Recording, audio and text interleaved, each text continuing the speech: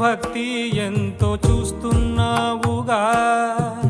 ఆకలితో చెయ్యే చాచి వస్తే తన చేతుల్లోని ఆహారం పంచే చేయి చూస్తున్నావుగా.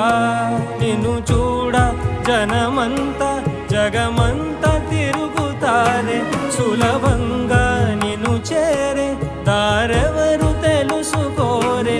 అలంకారం అసలు లేని, అహంకారం అన్నది లేని, ఏ కళ్ళ కపటం కానరాని మనసుల్లో నువ్వే కలిసా నిన్నే